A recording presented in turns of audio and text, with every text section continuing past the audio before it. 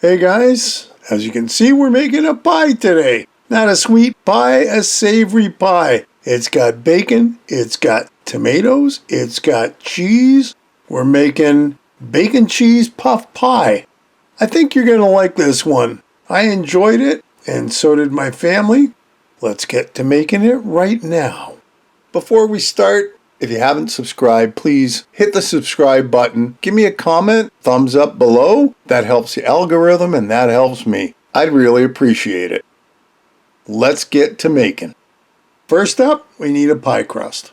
I cheated and I kind of went to the store and just bought a 2-pack of deep dish pie crust. If you want, you could make your own, no problem. We're going to need some bacon, most of that full pound, sour cream, half a cup of flour, some paprika. We also need a large tomato. Couldn't find that at the store, so we're going to use 2 smaller ones, 3 eggs, and we've got to separate them. I don't know how to do that, so I got an egg separator that we can use. Oh wait, I'm going to get my daughter to do it because she loves me so much, and she's really good at it.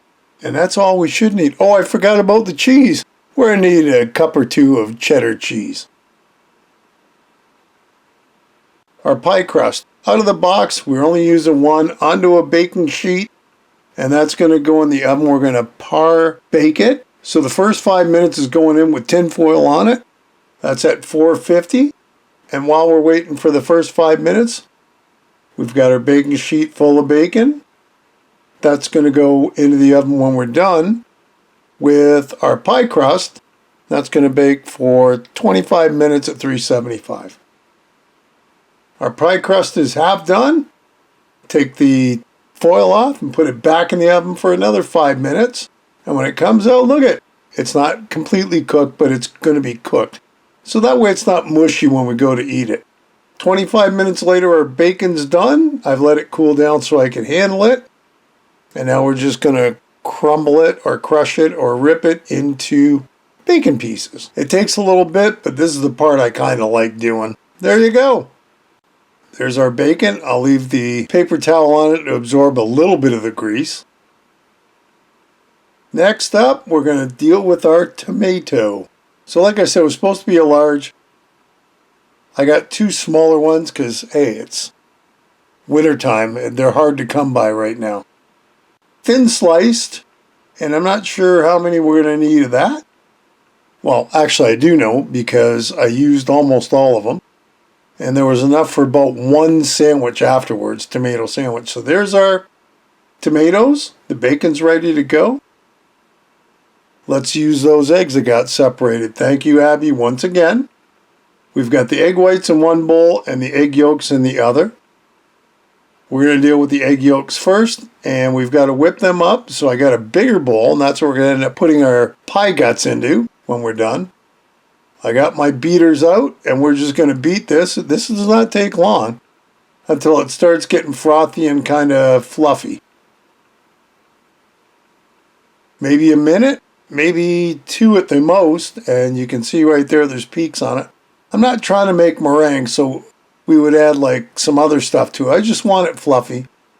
So back into the small bowl it's going to go until we need it. Next up, we're dumping those 3 egg yolks in to our bowl. Now this is our sour cream, about a cup, and a little bit of salt, half a teaspoon. We're just going to whisk all this together, which doesn't take much time at all. Just like that. And that's all done. All right.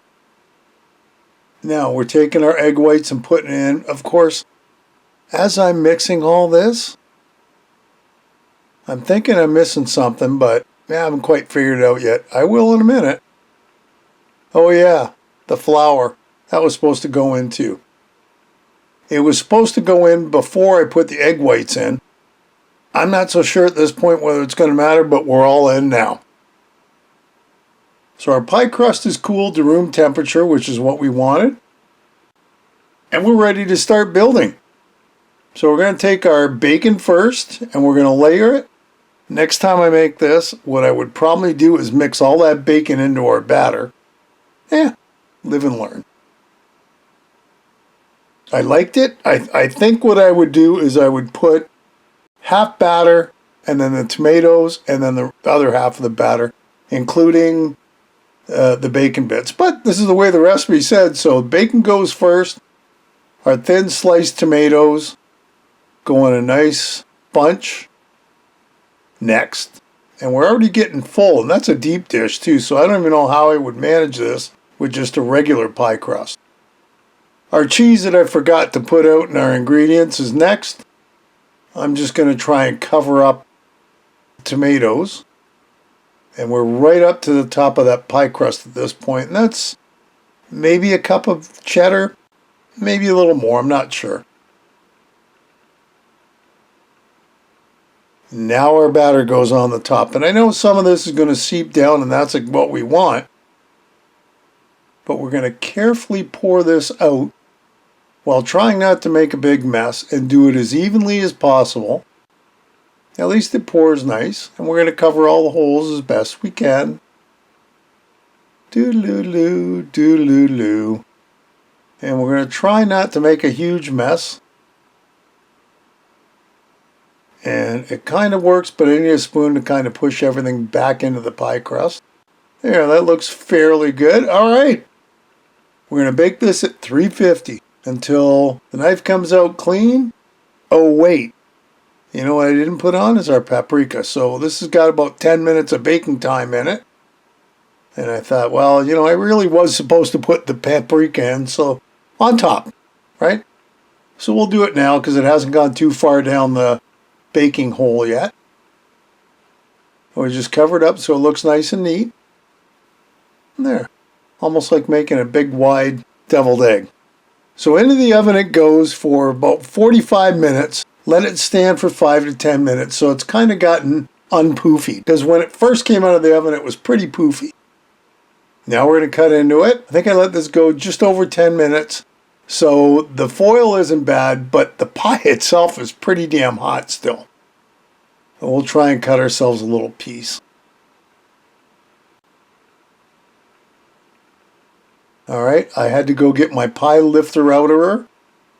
And that's it right there. And the first piece of pie is always the toughest to get out, but look at that. That looks yummy. Onto a plate it goes. Oh, look at that. That looks so nice. A great savory pie to make. Thanks for watching. We just made ourselves bacon cheese puff pie. Hey, another great recipe. I hope you'll give it a try. Leave me a comment below, one way or the other. Listen, if you haven't subscribed, hit the subscribe button and hit the bell because that'll tell you the next time I upload a video. Feel free to share this and any of my other videos. And thanks for stopping by and watching. We'll see you next time. Bye-bye.